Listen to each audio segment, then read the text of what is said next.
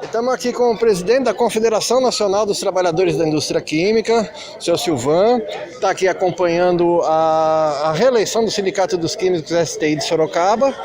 E eu queria perguntar para o senhor Silvan, como é que fica agora a luta sindical dentro da categoria dos químicos e no geral, a partir dessa nova realidade brasileira, onde os sindicatos estão sendo atacados por esse governo, onde existe um perigo grande de se perder direitos.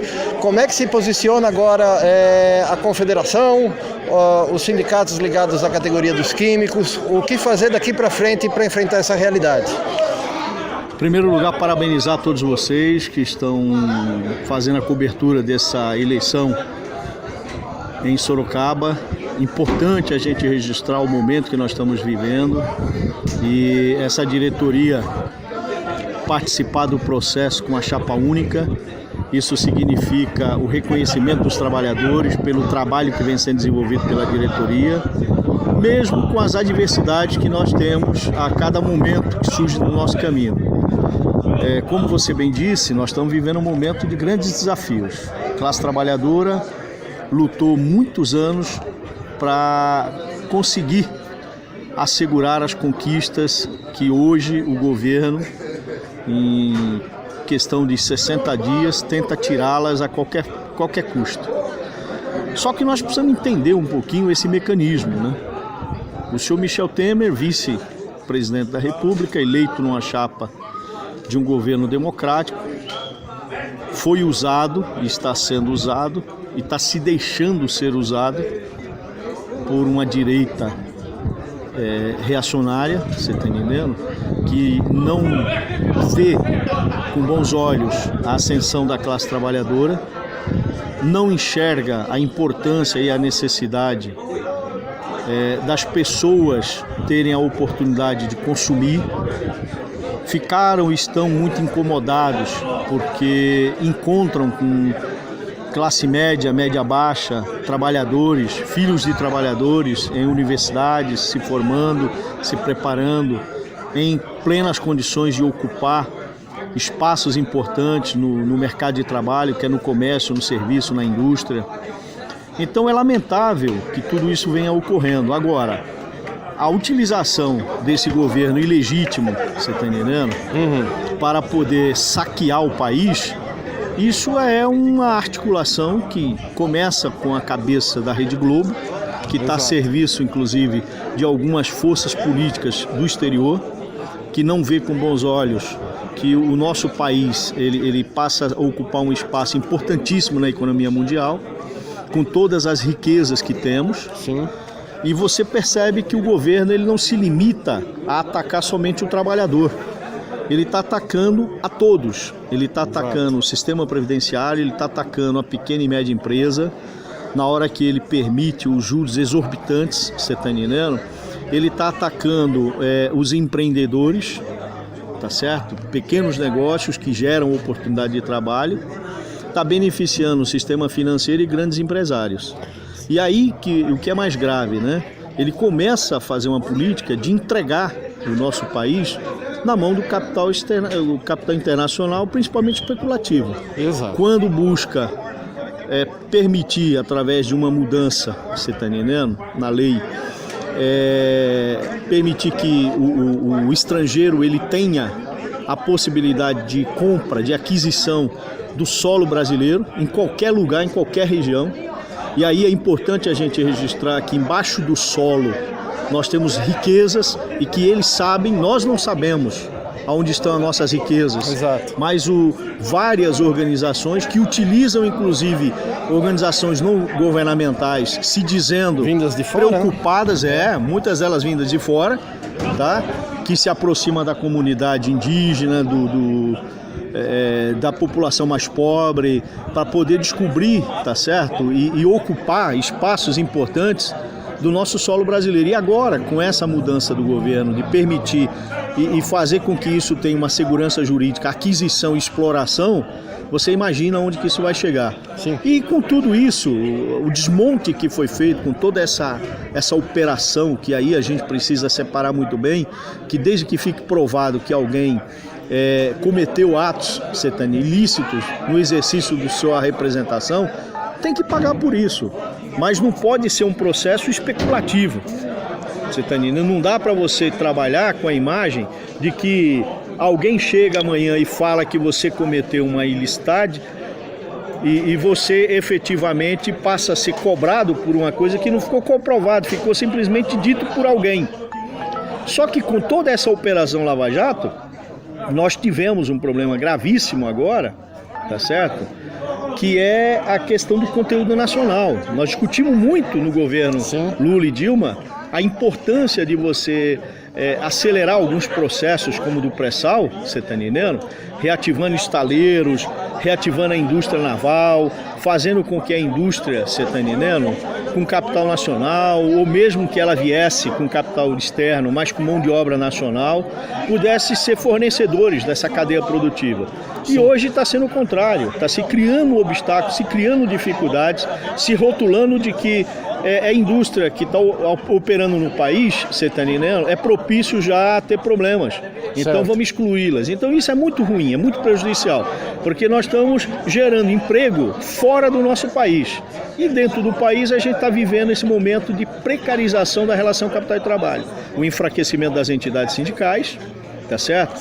O esfacelamento dos direitos trabalhistas, num momento onde nós estamos com quase 20 milhões de desempregados, mais de 14 milhões de oficiais e uma boa parte, quase 6 milhões, que sequer tem motivação para continuar procurando emprego. Quase 6 milhões já parou, já não tem perspectiva nenhuma, tá certo? E a gente olha para frente e você não tem um cenário diferente. Por quê? Porque o que o senhor Michel Temer tem feito, e ele disse isso, que ele não tinha compromisso com ninguém, que o compromisso dele era com as reformas. E a quem interessam essas reformas? Você vê que quando se fala da questão financeira, ele diz que tem que fazer a reforma da Previdência porque o governo não tem como bancar essa conta. Tá? Só que ele não diz qual é a origem, ele não diz o que o governo tá fazendo ou pretende fazer com os devedores históricos, com o patrimônio da Previdência, você está entendendo? Por exemplo, ele não diz o que fazer e como fazer em relação aos juros financeiros.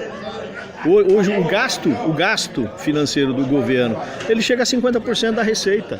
Só com juros da dívida e uma pequena amortização. Então é difícil uma situação como essa. Agora, nós estamos num momento em que existe aí uma luz, você está entendendo? O movimento sindical é aguerrido, nós estamos tendo uma grande movimentação nacional. O trabalhador hoje acho que tem até a consciência, depois do golpe de Estado, até quem era contra Dilma, hoje está tendo consciência do que está sendo feito, que hoje, tudo é feito para beneficiar o empresariado, para beneficiar o banqueiro, mas agora eu digo assim, o que o trabalhador, aquele que está na lista dos 14 milhões de desempregados ou aquele que está tendo seus direitos ameaçados dentro da base, o que ele pode esperar daqui para frente do movimento sindical no sentido de resistência? Olha, não só daqui para frente, o movimento sindical continua atuando com muita garra, muita determinação, muita perseverança, buscando vencer os obstáculos, mobilizar os trabalhadores, você está entendendo? Para criar uma força de resistência. Está aí o dia 28 de abril. Dia 28 de abril foi um sinal muito importante. Foi significativo. Lógico, foi super importante. O país parou. Então, mas só que não basta o cidadão. E agora ele vai ter um entendimento de que por que na época da discussão do impeachment a Fiesp organizava realmente estruturas de apoio aos movimentos, você está entendendo, que surgiram querendo derrubar o governo. E a Fiesp usou esse pessoal de alguma forma e eles se envolveram no processo e hoje eles são vítimas. Hoje uma boa parte deles são vítimas, porque são jovens que estão saindo das universidades e não estão tendo espaço de trabalho. Cadê a Fiesp? Cadê o senhor Paulo Scaff? Qual é o vínculo que ele tem, o compromisso que ele tem? Nenhum. O compromisso dele é com capital. E outra, é o grande capital, não é o pequeno capital, não. Não é aquele cidadão que trabalha junto com os trabalhadores na fábrica, não. Que nós temos isso, a característica nossa. Nacionalmente, o setor plástico é um exemplo disso. O setor plástico é um exemplo disso. Nós temos pequenas empresas onde o dono do negócio, ele trabalha junto com os trabalhadores. Agora nós estamos falando de grandes empresários, nós estamos falando do sistema financeiro, nós estamos falando da senhora Rede Globo. Você está entendendo? Que, como sempre, esteve a serviço. O que, na realidade, nós precisamos entender é que toda essa movimentação das federações de empresas setanianas, patronais de todos os estados, eles tinham um objetivo, e está claro. Se você pega o relatório, tá certo, do deputado do Rio Grande do Norte, que foi o relator da matéria da reforma trabalhista, se você pega o relatório dele, pega a proposta da CNI, você está entendendo? Dos 100 itens da CNI, que ele entendeu que aquilo seria uma inovação no mercado de trabalho, praticamente é tudo. Sim. Ou seja, agora mesmo, durante vários momentos, a imprensa tem divulgado, olha, o perfil do deputado, você está entendendo? Não é coerente com o relatório. Ele não está estruturado, ele não tem estrutura de conhecimento para fazer um trabalho daquele. Então, e muito se assemelha com o relatório da CNI.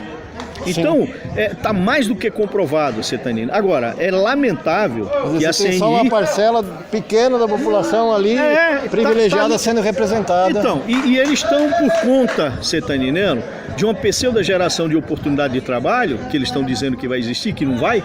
O que nós vamos ter é uma rotatividade. Sim. Ou seja, quem está desempregado vai trabalhar e quem está trabalhando vai ser desempregado. Por quê? Porque eles vão pegar os desempregados, reduzir salário, reduzir benefício, reduzir tudo que eles puderem reduzir e oferecer o trabalho. Em troca do quê? Da comida e da moradia. E olha lá.